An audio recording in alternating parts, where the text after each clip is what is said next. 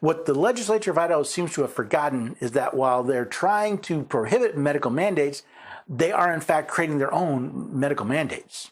Section 73503 reads, "A business entity doing business in the state of Idaho shall not refuse to provide any service, product, admission to a venue, or transportation to a person because that person has not received or used a medical intervention."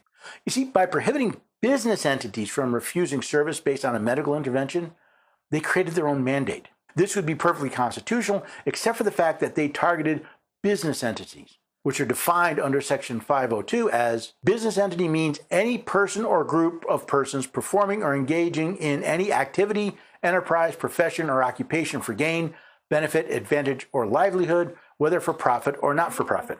I know a lot of people would be more than happy to tell their local grocery store, movie theater, or doctor's office to pound sand if they required some form of medical intervention in order to do business with them.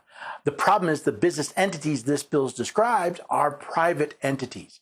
That means they are persons, either natural or artificial. And the 14th Amendment states, "Nor shall any state deprive any person of life, liberty, or property without due process of law."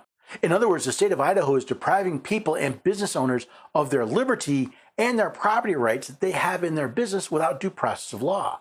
That means this section of the law is unconstitutional, invalid, and void. But there's more. A business entity doing business in the state of Idaho shall not require medical intervention as a term of employment unless required by federal law or in such cases where the terms of employment include travel to foreign jurisdictions, requiring a medical intervention as the only means of entry where the terms of employment require entry into place of business or facility in a foreign jurisdiction, and such place of business or facility requires a medical intervention as the only means of entry. Not only is Idaho legally preventing private businesses from destroying their property, but they're going after their employment policies as well. Remember, these are private actors that the government is denying their liberty and property rights. What if the job requires some form of medical intervention, either to protect the employee or the company? Because the state's definition of medical intervention seems quite broad.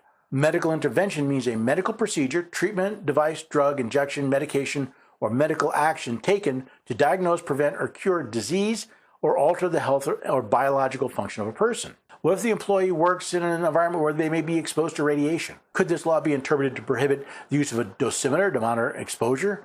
What about routine blood draws to test for contamination? I agree that these would be rare cases, but does that give the government the authority to deprive persons of their rights?